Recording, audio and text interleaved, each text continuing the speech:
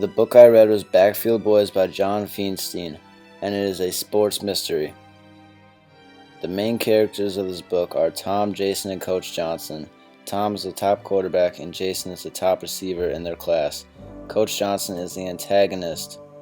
Tom and Jason are driving down to Virginia to pursue their careers at Thomas Gatch Prep School, a prestigious high school for great football players. Tom and Jason didn't know this, but the coaches at TGP treated black teammates and coaches differently because of their race, and after looking deeper, they found something shocking that backs that statement up. For the characters, Tom is the main character on the right of the cover, and Jason is the second main character on the left of the cover. Both are from New York, and Tom is a black male with a big frame, while Jason is a white male with a skinny, smaller frame. On Thursday, they arrived in the locker room to find a new depth chart. There had been a few swaps. Anthony, for example, who had been playing most of the minutes at right tackle, was now officially listed as a starter. But for the most part, little had changed, including at quarterback. Ronnie Thompson was listed as the starter. Billy Bob and Frank Kessler were listed as co-number 2s, and Jason was QB4. He was, however, listed as the number 2 punt returner. He wondered how Matt Quinn felt about that. For once, Billy Bob's sense of humor failed him as he and Tom glanced at the new chart. Tom was right where he'd been all fall, 4th team Z receiver. The wideouts were listed as YZ.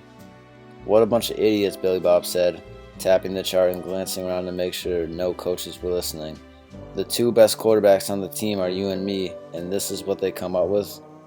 This passage came from page 260 and 261 in chapter 25. I chose this passage for Tom because it shows how although he keeps getting snubbed by his coaches, he stays calm and keeps working.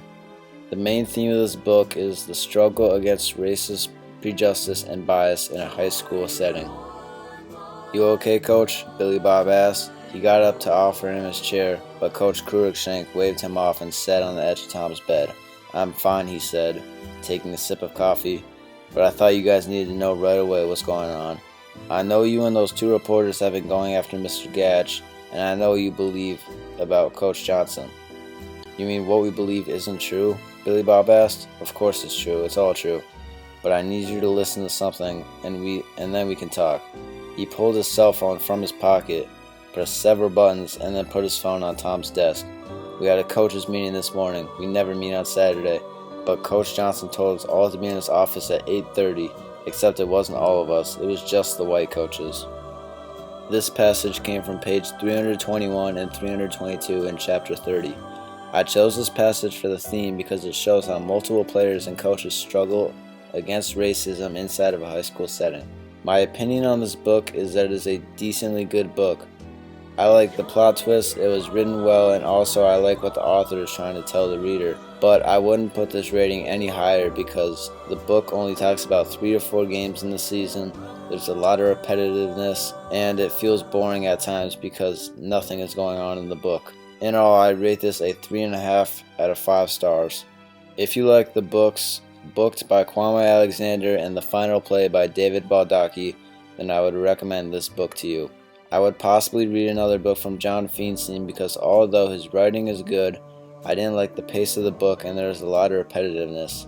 The next book in my series is Foul Trouble.